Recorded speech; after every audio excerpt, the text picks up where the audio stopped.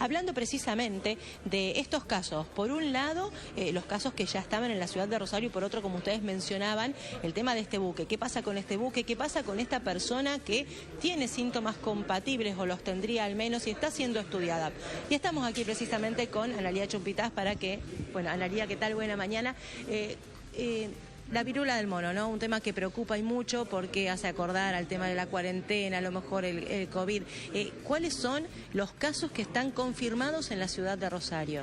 Buenos días. Bueno, en lo que va de este año 2024, en Rosario tenemos confirmados 2 casos, en toda la provincia de Santa Fe, 2 casos hasta el momento de la misma variante que circuló durante el año 2022, en el que tuvimos 17 casos, y 2023, en el que tuvimos un caso en la provincia. Recordamos que es muy importante el hecho de que la Organización Mundial de la Salud declaró a esta enfermedad de importancia internacional por un brote en el Congo de otra variante diferente, o sea, de otro clado distinto al que circuló desde el año 2022 en todas las Américas. ¿Otra variante más grave? ¿De qué tenor? Tiene otras características, afecta a población con otras edades, pediátricas, en algunos casos. Hasta el momento hay más de 500 personas fallecidas en el Congo. De todas maneras, esto también es importante que lo recordemos, la globalización y los viajes hacen que estemos atentos, pero la forma de transmisión no es la misma que la de SARS-CoV-2, o sea, de COVID-19. Esto genera mucha angustia porque la gente, al escuchar las palabras cuarentena, aislamiento, piensa que es la misma enfermedad o parecida, y en realidad la forma de transmisión es muy distinta. Mientras que SARS-CoV-2, o sea, COVID-19, se transmitía a través de aerosoles y era de muy fácil transmisión, en este caso es por contacto estrecho con las secreciones y con las lesiones. Los casos de Rosario, ¿se sabe la trazabilidad de ellos? En el primer caso, que fue durante fines de julio y principios de agosto, es una persona que estuvo en contacto con un viajero, que, bueno, después identificamos, se hizo todo el seguimiento de esos contactos, había estado en contacto con otras personas de otros países, o sea que fue internacional, un foco que fue claramente internacional. En el segundo, la persona había llegado, un varón de 34 años que consultó al sector privado y que había llegado de Europa. En el caso del buque que está siendo estudiado, ¿cuándo se van a tener los resultados? ¿Cuáles fueron los síntomas y por qué puede ser que sea o no? ¿Por qué pensó tal vez la persona que podía ser viruela símica? Este es un barco que ingresó al canal y apenas ingresó, se notificó a Unidad Sanitaria de Frontera, el Ministerio de Salud de la Nación nos notificó de esta situación. El barco paró en San Lorenzo, pero no pueden bajar las tripulaciones. O sea, la tripulación queda allí, no tiene libre plática. Sí subió un personal sanitario a tomar la muestra, obviamente que con la vestimenta adecuada se tomó la muestra. Esa muestra ingresó en la madrugada al CEMAR y todavía no tenemos el resultado, pero es un caso sospechoso por haber tenido lesiones en piel que son bastante características en este caso de esta enfermedad. Son vesiculares, en general comienzan con máculas, manchitas en la piel, luego se hace una vesícula y cae luego una costra. ¿Solo personal sanitario ingresó o también prácticos que hayan ingresado al buque? Solamente puede subir el personal de salud. ¿No hubo contacto con nadie más? No tiene libre plática, o sea, no puede subir nadie ni puede bajar nadie que no sea personal sanitario. ¿Qué va a pasar en la medida de que se confirme que dé positivo hoy al mediodía cuando se tengan los resultados? Eso lo definen con los protocolos, las unidades sanitarias de frontera, y obviamente que este barco está en este momento en cuarentena y se decidirá después qué es lo que ocurre. Hasta el mediodía que tengamos la muestra, obviamente no tiene libre plática.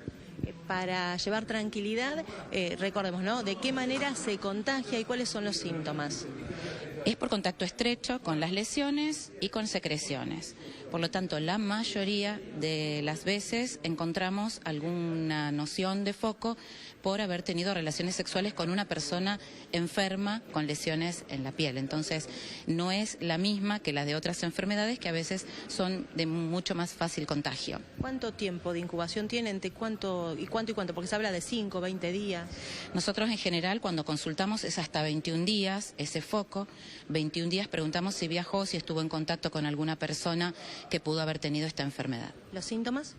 Los síntomas algunos son generales, fiebre, malestar, dolores musculares y El característico es la lesión en la piel, que puede ser en cara, en manos, en el torso y en zonas genitales. La prevención entonces, como cualquier enfermedad virósica, pero bueno, está bueno recordarlas.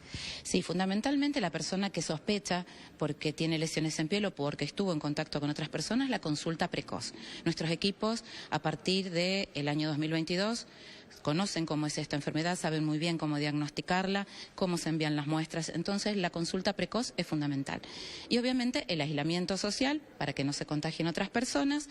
El control en estos dos casos fue a través ambulatorio, o sea, en este caso particularmente el último sigue siendo ambulatorio y por lo tanto también otra medida que es muy importante, además del aislamiento social, es el lavado de manos, que es una medida que recordamos para todas las enfermedades en general.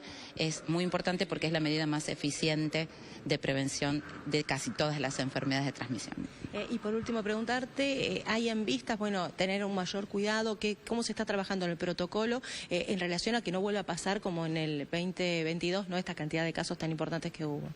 Bueno, en realidad estamos atentos a los diagnósticos y cantidad de casos que tenemos. Se reforzó el sistema de vigilancia epidemiológica. Nuestros epidemiólogos están trabajando mucho no solamente en transmitir cuáles son los signos y síntomas y que los médicos puedan hacer rápidamente el diagnóstico, sino también en los envíos de las muestras.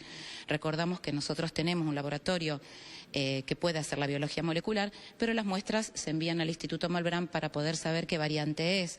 La variante que nosotros tenemos en circulación no es la misma que la del Congo y por lo tanto ese diagnóstico también es muy importante que se haga en una segunda etapa. Muchísimas gracias. Muchas gracias a ustedes.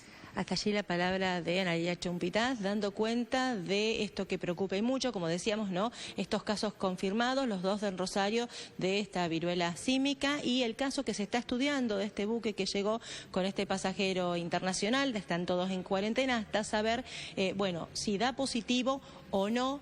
Y por supuesto, no, el resto de la población, tranquilidad, no es como la época del COVID, no es de contagio solamente por estar cara a cara, sino que tiene que tener un contacto por lesiones, con fluidos. Es ahí donde se vuelve complicada la situación y por eso hay que estar muy atentos a los síntomas también.